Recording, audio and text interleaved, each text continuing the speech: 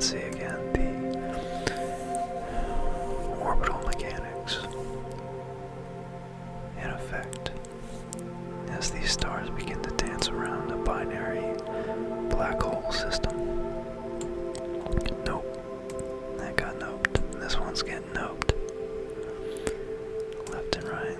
Now what are these remnants here? I can't really click on them.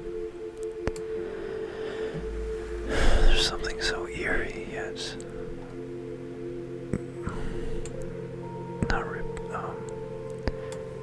eerie yet compelling. I don't know what it is. Oh, look at these. We got... Wow, what the hell just happened here? Are these two stars that just exploded, or where did this nebula come from? What's going on?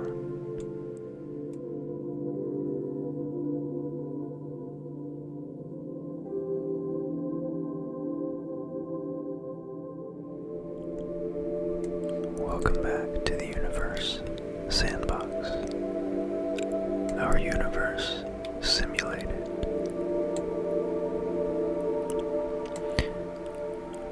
I hope you guys are ready for this one. So, go brush your teeth, put your pajamas on, lay down, pop some headphones in, shut off all the lights. Make sure the AC is nice and cool. Or maybe that's a Florida thing. Maybe you want it nice and hot. If you're up north in the wintertime, but either way, I want you to get very comfortable, because we're about to explore black holes. And what you're looking at right now,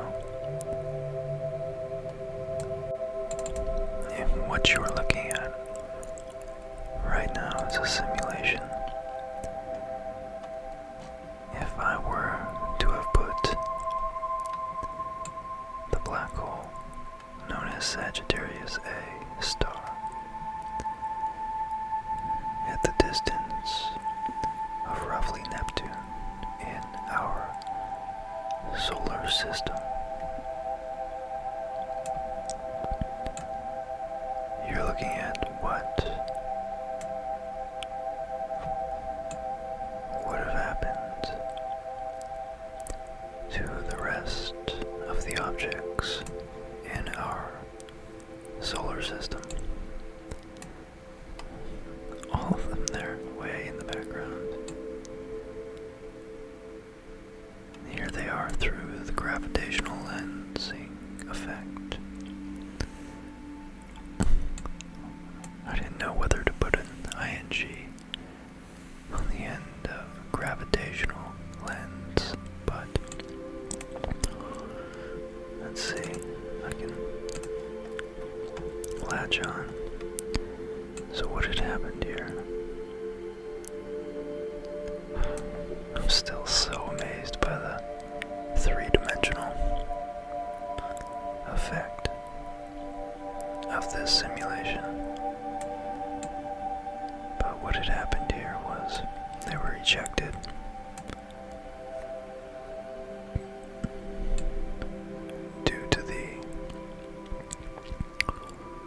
They were ejected rather immediately.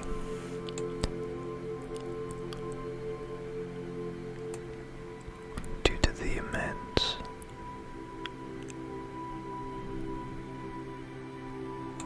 incredible gravitational attraction of the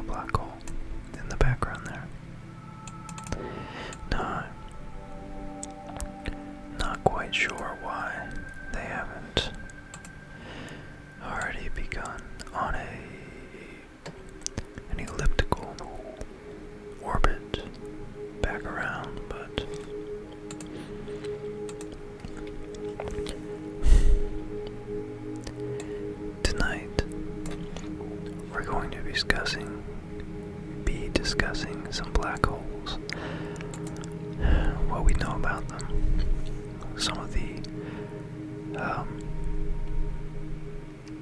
categories of black holes. Let's see, let's put one. Sagittarius. Jesus. It's 4 million suns. Sagittarius A is the black hole at the center of our Milky Way.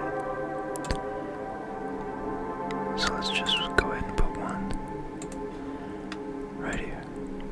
We'll start off.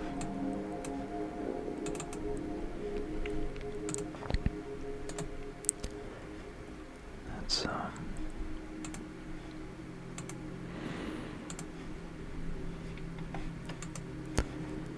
do I, as you can see, my font ratio is quite large, so you guys can see exactly what it is I'm doing right now.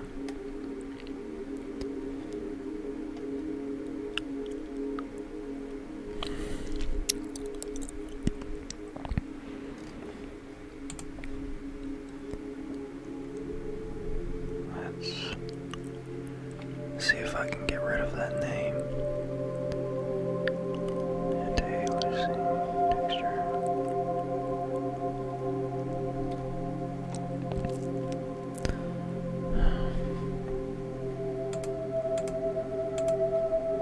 Video.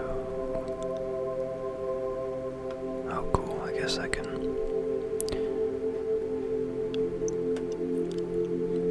capture a GIF. That's neat. Oh well. Maybe it's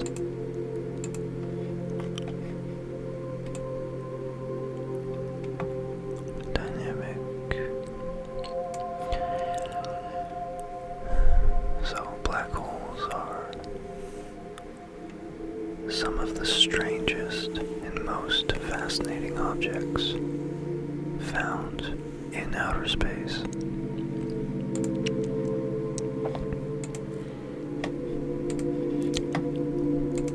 And what we're going to do,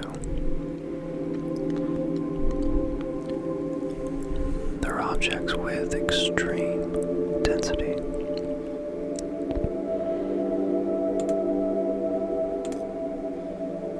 We're going to go ahead and put our sun, which is a yellow main sequence star.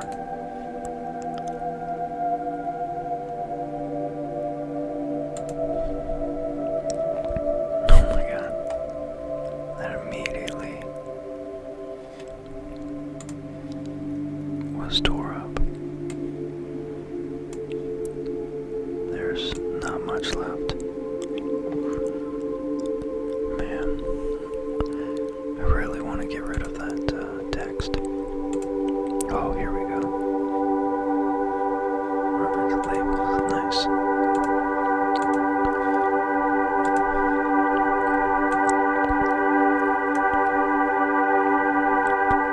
Wow, it's really not being eaten as quickly as I thought it would be. Look at this. This is amazing. Also, there's fragments of it coming back. So it appears that the sun is still. Sorry, oh, there. It's like the sun is still maintaining some of its integrity. Sorry, maybe I should have picked a dimmer star. I'm not trying to give you guys any epileptic shocks.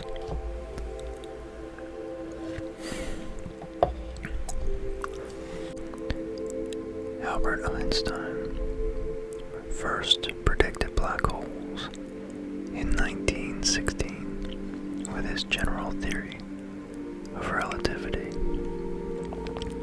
The term black hole was actually coined much later in 1967 by the American astronomer John Wheeler, and the first one was discovered not long after, in 1971.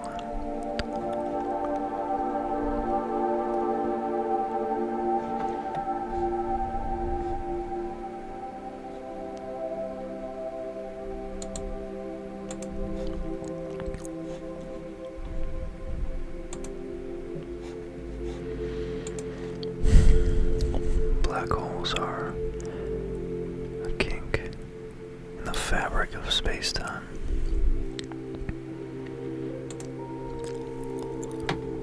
They're where... Oh wow, it's speeding up. They're where an object or a center of mass has become so dense with so much mass in such a small volume, such a small area of space,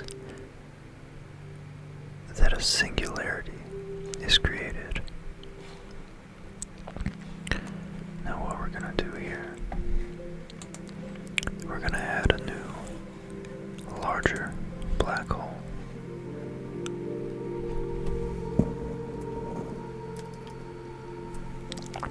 So forgive the somewhat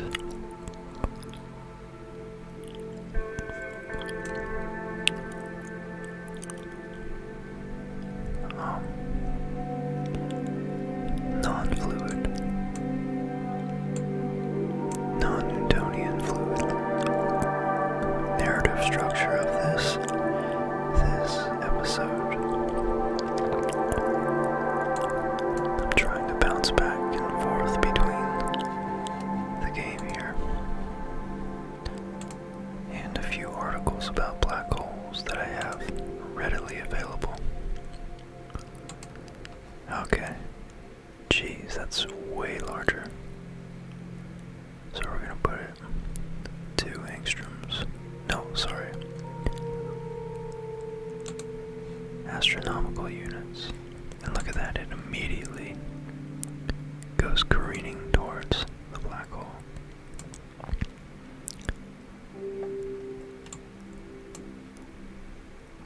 Wow, did it just get swallowed up? Or did it just get ejected into space?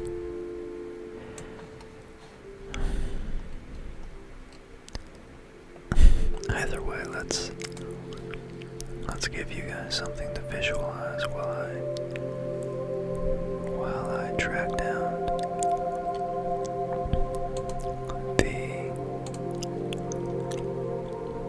here we go, the rest of the black hole articles. Oh yeah, this hole is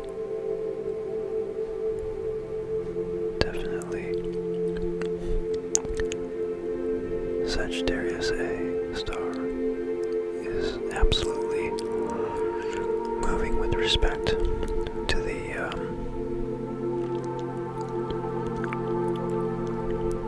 coordinates of this game. Oops, I didn't mean to do that. I guess once I click the left mouse button, I'm committed to planting that star at the location I clicked.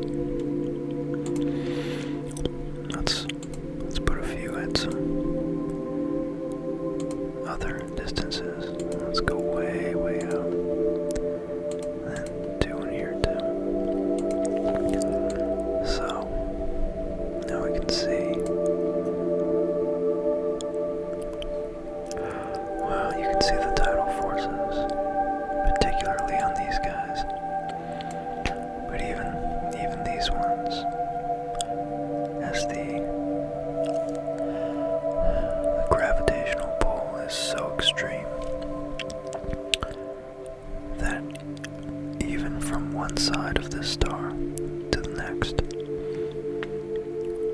differential,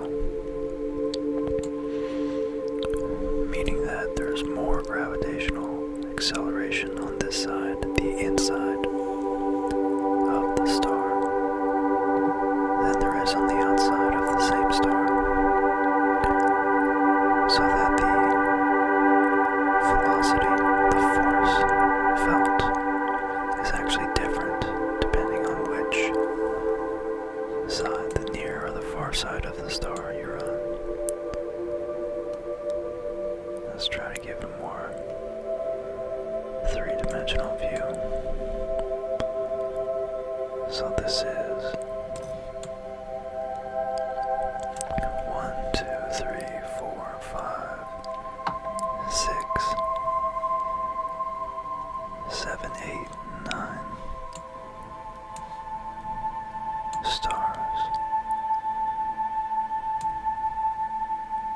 There are 21 times the mass of our sun, our star,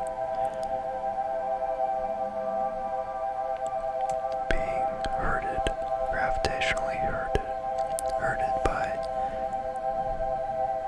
the black hole at the center of our Milky Way galaxy.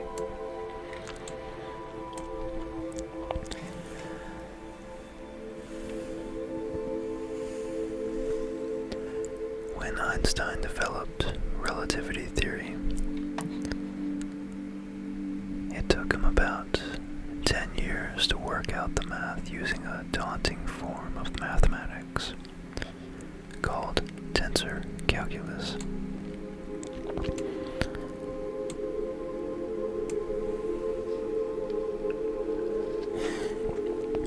He was only able to approximate the solutions to his own equations, and the math still perplexes even the best scientific brains. However, the challenge did nothing to deter one of Einstein's contemporary astronomers, a theoretical physicist named Schwarzschild. Schwarzschild was Schwarzschild, a very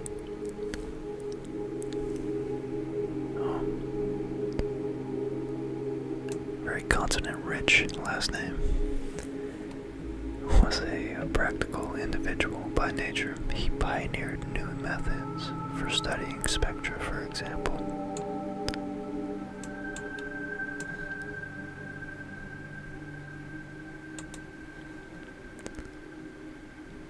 But he excelled in his abilities to deal with the theoretical concepts, and when Einstein's articles on general relativity were published in 1950, Schwarzschild was one of the first to recognize, well, let's put Beetle Juice here, to recognize their importance. Oh my god, Beetle Juice is huge. This is like just a massive star. I just put right in the path of the black hole, equivalent to 4.3 million times the size of our star. You can only imagine what happens here.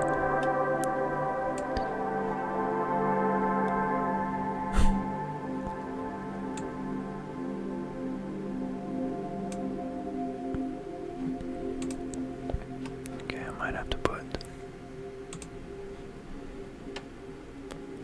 rings. I can put rings. No, that's weird. Let's put another Sagittarius right here. Oh, this is gonna get interesting here. You can see it right off there in the distance. The gravitational equations, the dynamics between these forces here are going to get very interesting.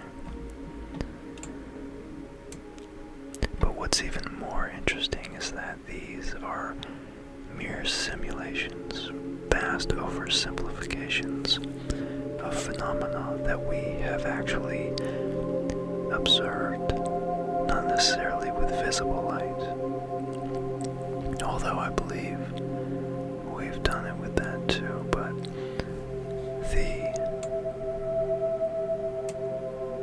oh, look at that, the star is getting ripped apart by both black holes. It's getting much closer too.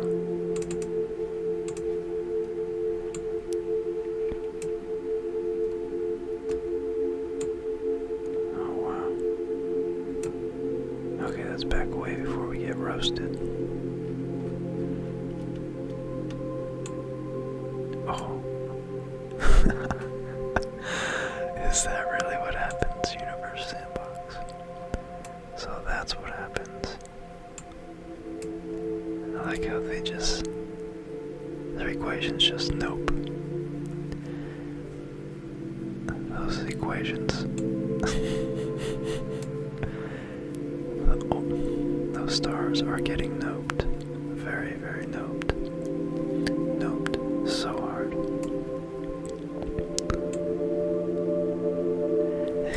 It's like the programmers for this game were just like, they probably took a look at this tensor calculus and said nope. And said it's probably much more effective and practical to simply make these stars vanish. Here we can see again the orbital mechanics in effect as these stars begin to dance around a binary black hole system. Nope. That got noped. This one's getting noped. Left and right. Now what are these remnants here? Can't really click on them. There's something so eerie yet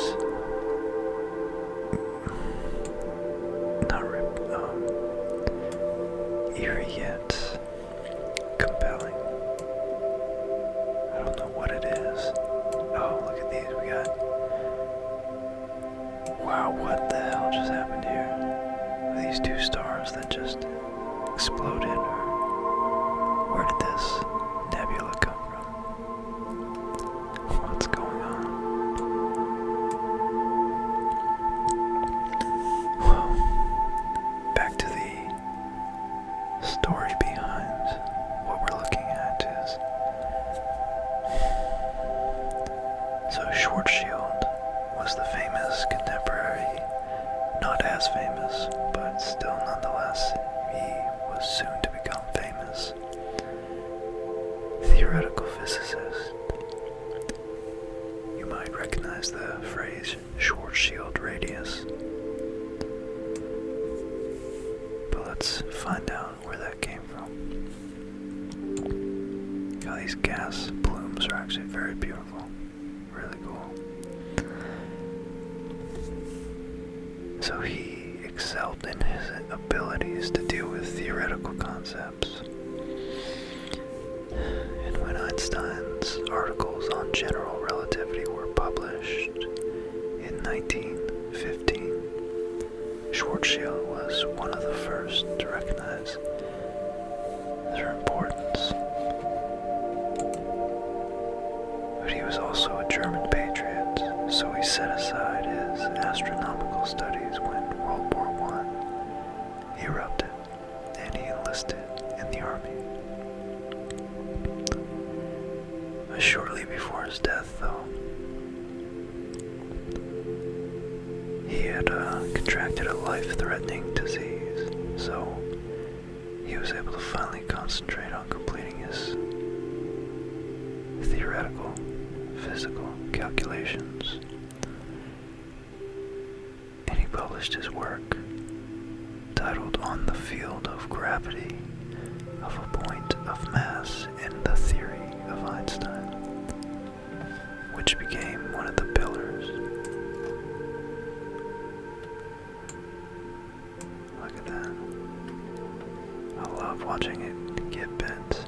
That's such a brilliant simulation. equation. Look at that, 1 star becomes 2.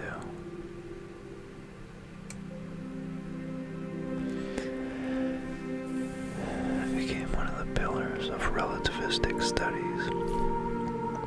And in it, Schwarzschild presented the solutions to Einstein's unfinished equations.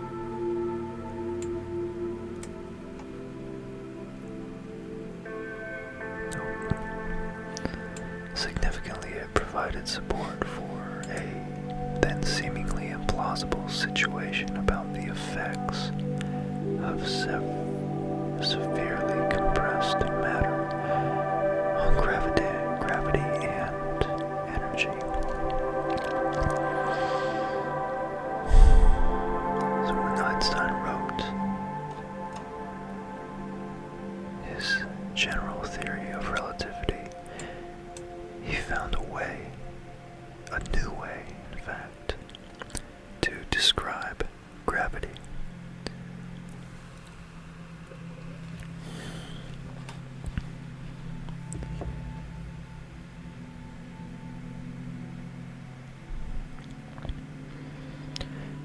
It was not a force, as Sir Isaac Newton had proposed, but a consequence of a distortion in space and time, conceived together in his theory as space-time.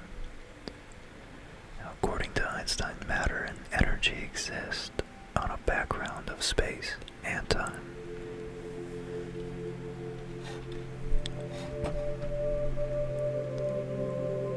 There are 3 spatial dimensions, as we can see, and 1 time dimension. As we could see if we were to pause everything and continue. I really love this kaleidoscopic effect of these clouds. Damn, this is so beautiful. Let's get a little more of that lensing.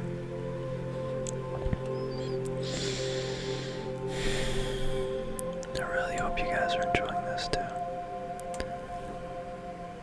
By the way, I wanted to dedicate this episode to a big supporter of the channel, Hard Yaka, Steve. Yeah, because I have 2 Steves that are being really generous, and you guys are showing a lot of support. I wanted to differentiate you two using your username. But Yaka, you know who you are, and you and Scrappy both have been a big support, big encouragement, big motivation, and just it's been really nice. It's really pleasant to hear that you're enjoying this. Oh, look what just popped back into frame here. So, I wanted to, you requested another universe Sandbox episode, and I hope I'm able to do your request some justice by adding a little extra dimension and try to learn a little something about what it is we can play around with in the sandbox, so to speak.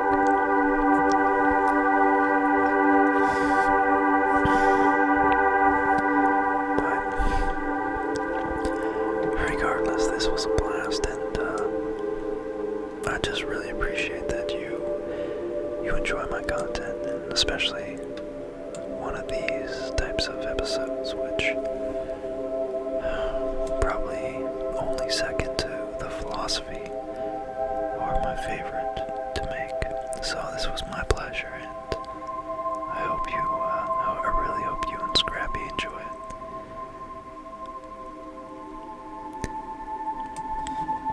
So, what did Einstein do with his concept of a fluid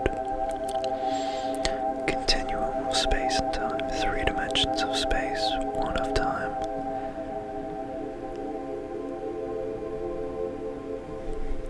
As opposed to Newton's conception of a force, of mass and acceleration multiplying to give a force and interacting with other objects with mass.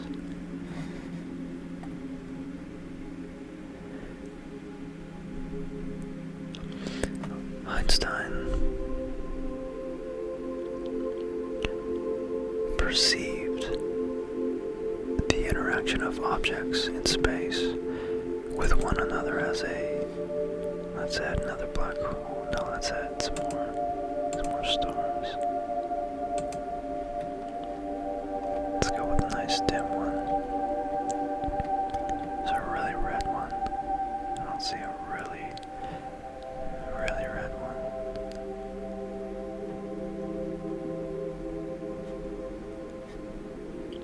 But Einstein perceived it as objects distort the fabric of space-time based on their mass. More massive objects, of course, have a greater effect. Let's go with this one. Immediately gets warmed. That's the brightest one there is. Barnard star. There's a red main sequence dwarf star.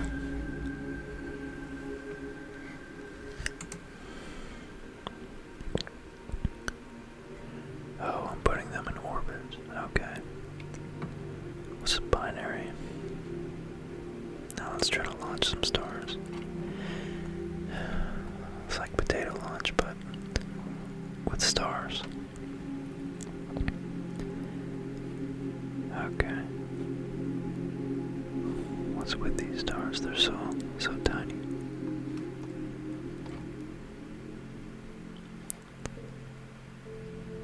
Shoot. Oh, there we go. 260 suns. That's not a inconsequential mass. Oh, goodness gracious.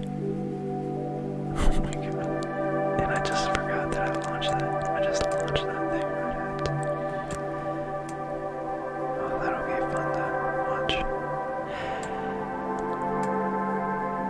So, just as a bowling ball placed on a trampoline stretches the fabric and then causes it to dimple or sag, so planets and stars warp space-time, a phenomenon known as the geodetic effect. So, here we go. Thus, planets orbiting the sun are in fact not being pulled. Oh, that's beautiful, look at that. And we still have this one in the background, dancing. So it appears that this one's in a relatively stable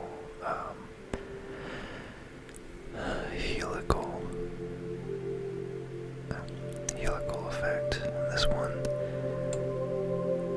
got thrown over into the stars. Oh, it got eaten, of course. That was a cool dynamic. But the stars, planets around our sun are not being pulled by the sun. They're following the curved space-time deformation caused by the sun. And do you know why the planets don't fall into the sun?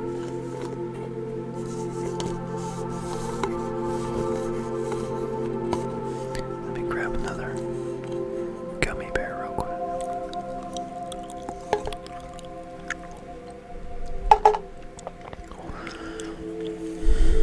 It's because they're following the curved space-time deformation. It's due to the speed at which they're traveling. So, perhaps that's why this star is failing to get absorbed by this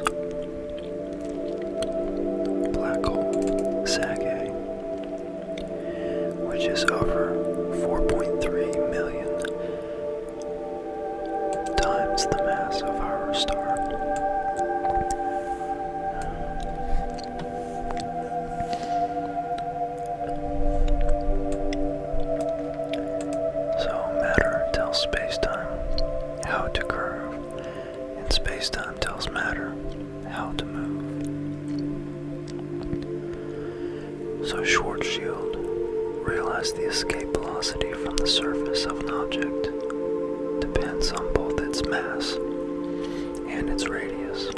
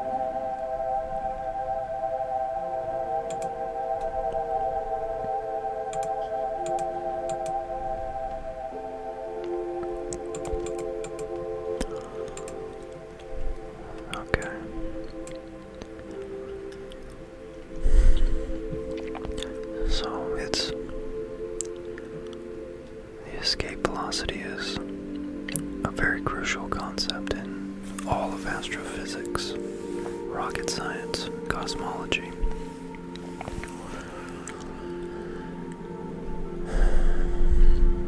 But if we have a black hole which is essentially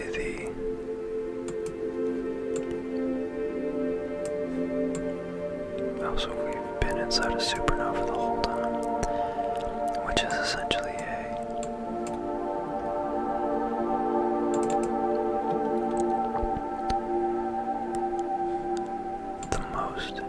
an extreme of the most mass that can fit in the smallest area.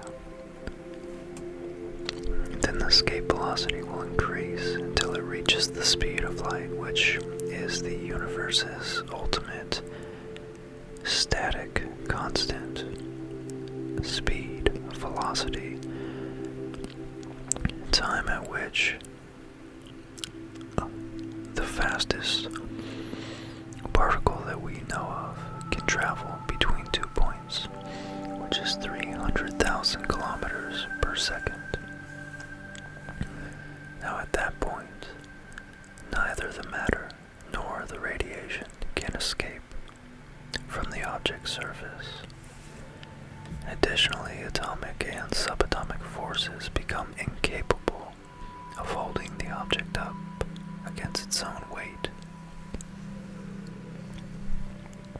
Therefore, the object collapses into an infinitesimal point. The original object disappears from view, and only its gravity remains to mark its presence. As a result,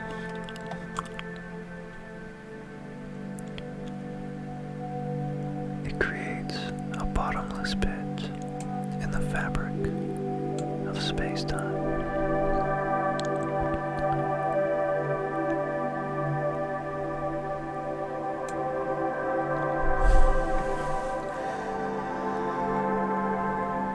Scientists now refer to an object with zero volume, but all of its mass, as a singularity. We have two of them over here.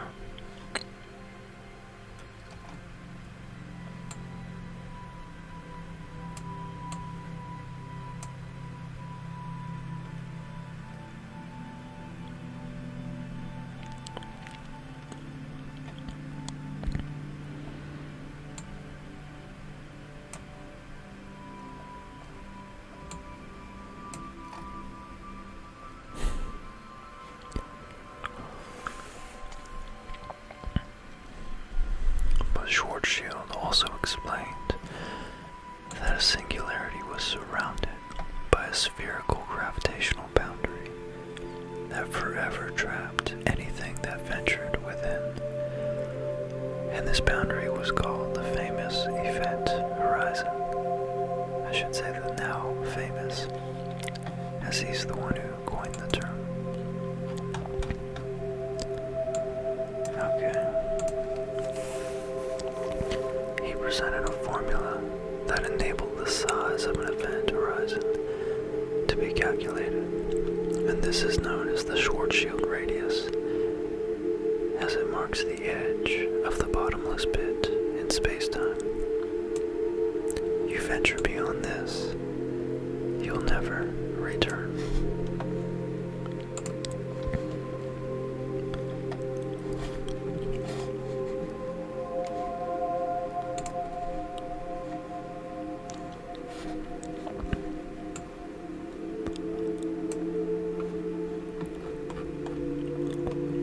Wow. So there's a lot of nebulae, a lot of supernovae that occurred here. I didn't realize that was what we were getting into, but I suppose that's how it played out. I love the perspective, and this is probably pretty accurate. Just how large this looks like.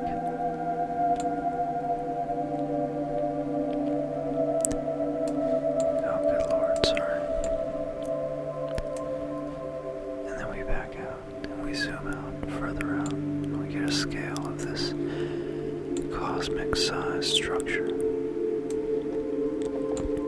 And then we further zoom out, and we realize that this is nothing but a local phenomenon in this unimaginably expansive area in the universe we call the galaxy, the Milky Way galaxy, which itself, speaking of galaxies, oh, here we go. Let's just add a galaxy right there.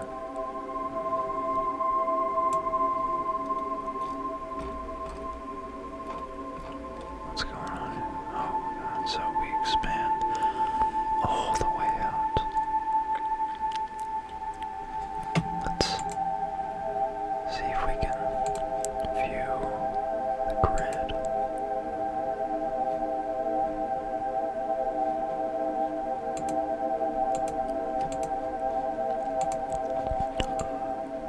There we go. So now we're in such large distances that our units switch from light years to Milky Ways. That's pretty comical, but true nonetheless. Just a cool 4.5 times 10 to the 11th suns.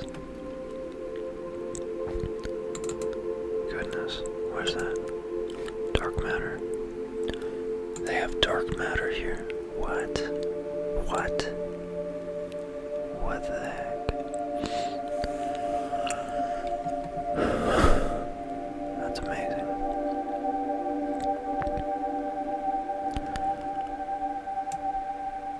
Oh, that's beautiful. Alright, I'm gonna add a black hole. Add a couple more Sag A's. See if anything happens.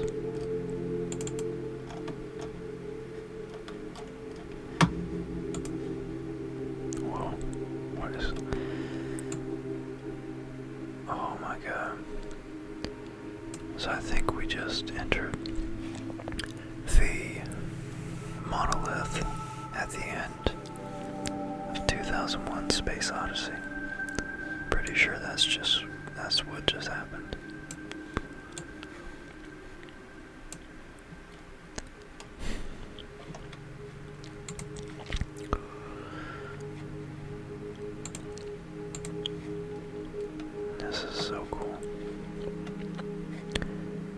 really don't ever mess with this program unless I'm recording, so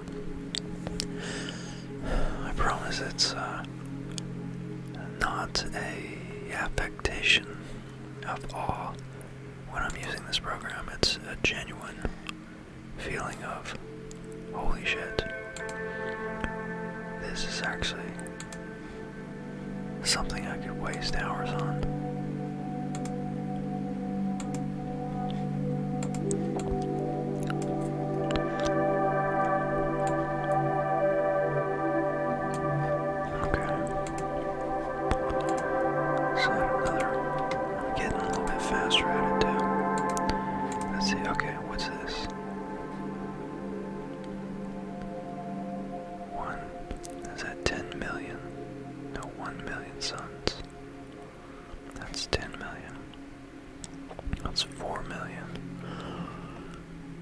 Okay, let's do 10 million, so it's a little bigger. Oh shit, it just ate that thing up. That was like a fox bouncing on a rabbit. No problem. So now we have a binary system. I'm gonna eat that star. I'm just gonna go around eating stars. Put it right there, right there. Oh my god, there's so many black holes now. So many black holes. They're everywhere. Need to add some stars way in the distance.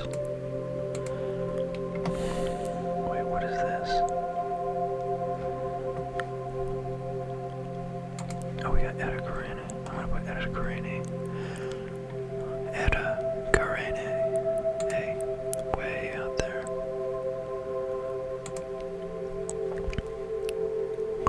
And good old PSR J1311. Oh, he's a little guy, isn't he? And now we sit back and watch things get lensed. I love looking at that. God, that is so beautiful. I don't know why that is, but it is. Gonna get rid of trails. Grid.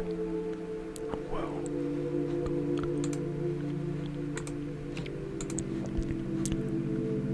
Okay.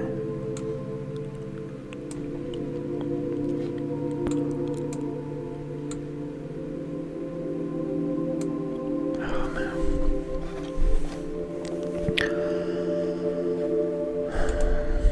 Wow, it's late. I gotta get to bed. But I had fun making this. I hope you guys enjoy it too. Just black holes, man. Just hanging out. We got some stellar black holes. Some supermassive black holes. Some intermediate black holes.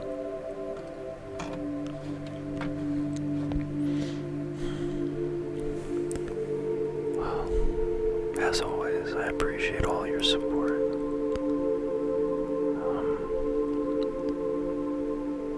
I just genuinely enjoy and encourage you to give me positively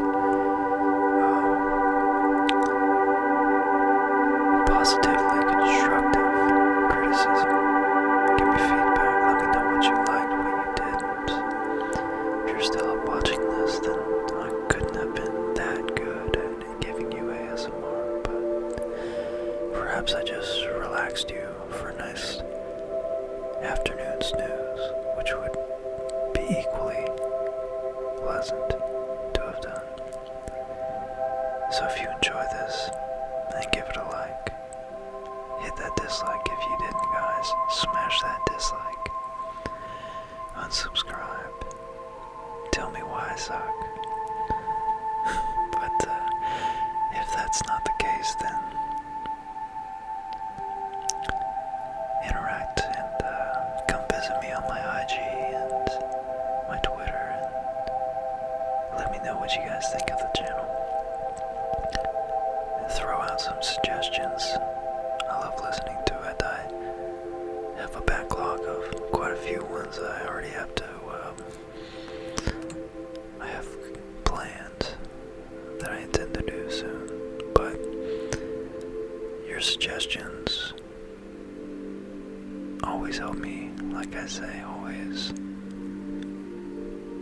steer my channel in the right direction. And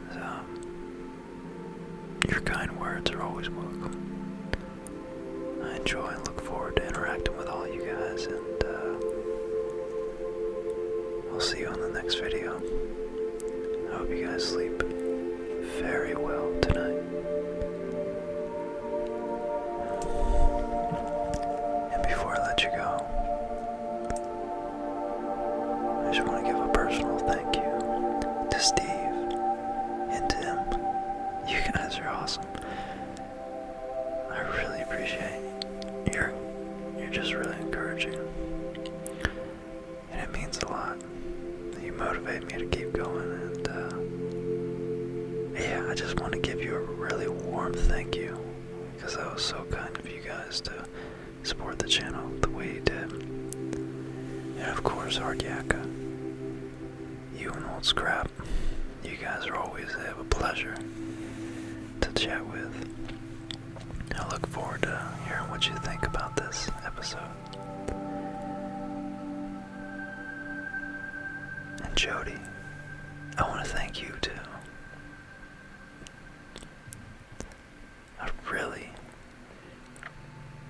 I was so happy to hear from you the other day. And you supported the channel, and you suggested for me to tap back into the comic books, which I'm really glad you did, because I actually just found a whole slew of old comic books. I guess that sounds like a lot more than it is. It's really only about 20, maybe less. But so yeah, you absolutely have that one coming right around the corner.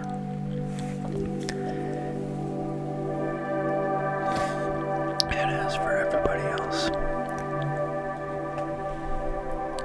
Sandy, Potato Lunch, Donna, you're awesome. I always look forward to your comments. Antoine, Sean, Andy, Josh, Alexander, thank you guys so much. Your support means everything to me right now, because, well, this channel's kind of on limbo right now. It's potentially going on a hiatus. I have a job shift coming up, and I don't know if I'm going to have the time to keep creating videos. So yeah, your support just really means a lot to me, and I just didn't want it to go unnoticed and unthanked and unappreciated. So what you did, what you've given already, is more than enough, and each and every one of you, just, it means so much that you guys would throw anything towards the channel. So it's just a pleasure. It makes me happy.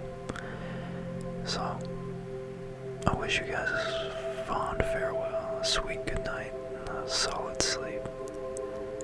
I hope you wake up refreshed, feeling good and limber, ready to tackle the day. Until next episode, sleep well, and do your best.